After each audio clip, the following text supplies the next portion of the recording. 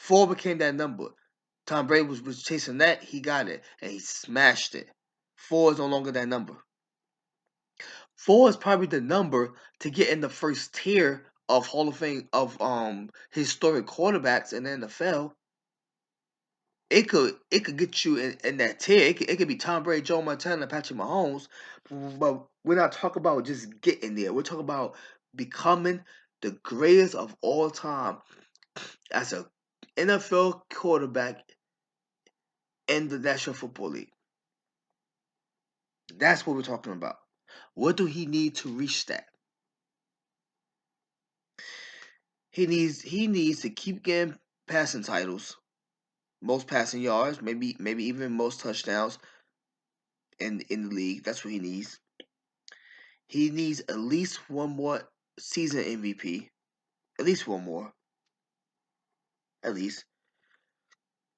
And he needs about 3 more Super Bowl champions with I would say 2 Super Bowl champion MVPs in those 3. 2 more. I would say he needs 4 Super Bowl MVPs if he wins 5 champions. If he wins a total of 5 Super Bowls, he needs about 4 Super Bowl MVPs. He needs to be the reason why. Majority of the time. Like Tom Brady was the reason why majority of the time. He needs to be the reason why majority of the time. You know what I mean? Like that's what he needs. So he gets 4 Super Bowl MVPs. He gets 3 final MVPs. He gets 5 Super Bowl championships. He gets some more passing titles. And number 1 touchdowns on a couple of seasons here and there. He plays another 10 more years. That'll give him a 16-year career. Then we could have the conversation. He jumped over Tom Brady. But even then, people might say, nah, Tom got 7. Tom got 7. They might still say that Tom got 7. He'll have to do something else to add on to the winning. Going back to the NBA, you look at LeBron James. LeBron James is not going to get 6 championships. But I feel like for a long time he can't jump over Michael with 4. But he could be in the conversation of jumping over him if he have the NBA scoring title, which he does. He's 4th in assists. He in his 4 rings, one of them was with Cleveland, who never won a championship, and one with the Lakers. That's a historic team to win with. Now it's looking promising, like maybe. How far is he from being the GOAT of the NBA? How far is he from putting Michael Jordan as number 2 greatest player in the NBA? What else do he need? Do he need 6? What if he gets one more? He has 5, and he has all the other stats I just named. I don't necessarily know if Patrick Mahomes needs 7, but you definitely need more than 3 and 4. You definitely need more than that.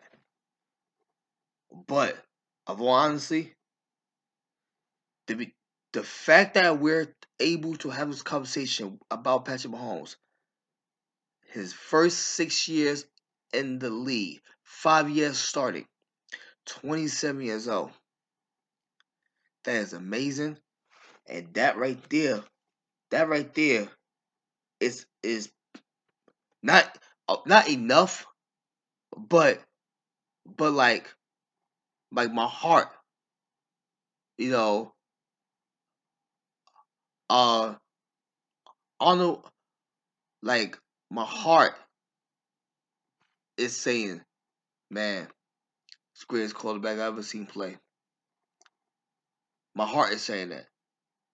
You know, of course, if I gotta be non-objective and be like, hey, who's the GOAT right now? Yeah, Tom Brady. But the fact that we able to have this conversation about Patrick Mahomes right now, 27 years old, 6-year pro, 5-year starter,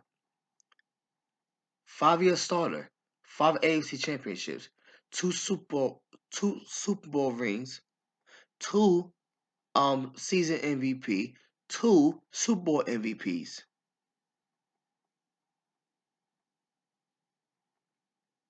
That is that is amazing by itself, and I'm very happy to be alive to watch this man play football. Is I'm lucky to be able to watch Tom Brady play football as well. I didn't get to watch Joe play, but I see Tom and I seen Patrick, and I'm telling you right now, Patrick Mahomes, you on your way.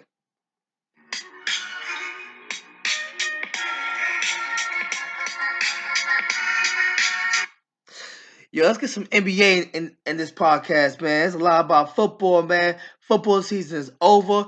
NBA season is heating up. The trade deadline went by. That was really exciting. You know, All-Star weekend is this weekend. So, what I mean? So, you know what that means? They say the season really starts after Christmas. Let me tell you right now, the NBA season starts on Christmas. But the NBA season gets relevant and it gets real after the All-Star break. That's when it gets real. That's when we're not talking about scoring titles and we're not talking about you know the drama of what team's going who is Kyrie gonna be with this team, is Kevin gonna be with this team, is Anthony Davis still gonna be a Laker? Nah, now it's about all right, who's winning the chip? Who's winning the chip? What the NBA finals gonna look like? Who's gonna make the playoffs? Now it gets intense. Now it gets real. You know what I mean?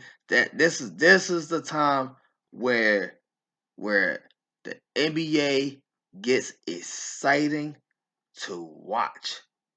Excited to watch. It's right now. And of course the first thing I want to talk about is the Dallas Mavericks. So we didn't talk much. We didn't talk much. Actually, we didn't talk any basketball over the weekend. Super Bowl weekend. We went straight to football, of course. So we didn't discuss the Laker Warrior game on Saturday night. No LeBron James. LeBron James. First of all, I'm telling you right now, man. LeBron James have not played since he got that scoring title. He have not played since he got that scoring title. The man is hurt. The man hurt himself to get that scoring title. For some reason, he really wanted to get that scoring title on Tuesday. For some reason, it had to happen on Tuesday. Don't know why, but it had to happen on Tuesday. He could have just got like 30 points, wait for Thursday, broke it on Thursday. He had to hurt his foot to do it. But he did. He got the scoring title last Tuesday. He haven't played since. There's another game he haven't played, but against the Warriors on Saturday night. But guess who did play? Guess who did play? D'Angelo Russell played. Vanderbilt played. You know, Malik Beasley played. You know, Anthony Davis kind of played. Kind of. Enough. But guess who didn't play with the Warriors? Steph Curry. And the Warriors is really starting to struggle without Steph Curry. Really starting to struggle without him. Like very much. Very much struggling without Steph Curry. But the Dallas Mavericks, Kyrie looking great. Kyrie's playing really good. And on Saturday, Kyrie and Luka played with each other, you know, and they were majority of the offense as we thought they would be. As we thought that they would be. Josh Green, he stamped himself in that game as well. He did. He he showed up in that game, Josh Green.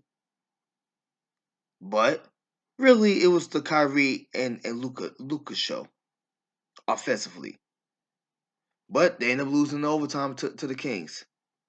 128, 133. That's a lot. That's a lot. That's a lot of points. 128, but 133. That's a lot of points to give up, even in overtime. Even in overtime. You know. Let me see. Let me see here. Dallas Mavericks. They also played Monday night. They also played Monday night. They was down and had a comeback. They were down and had a comeback. And Kyrie Irving had a 26-point fourth quarter. When I hear that, I would think the man scored like 50, 55 or 60 points in the game. He only scored 36. He only scored 36 with 15 out of 23 shooting. That's a great game until I found out he had a 26-point fourth quarter. So you mean first, second, and third quarter, you got 10 points? So again, I see that stat. I'm thinking, oh, so maybe he was probably like 15 from like 30 something, 37 or something. Like he had a bad scoring game, and then in the fourth quarter he woke up. No, he missed 8 shots in the game. He took 23 shots in the game. Why do you wait to the fourth quarter? You basically waited to the fourth quarter.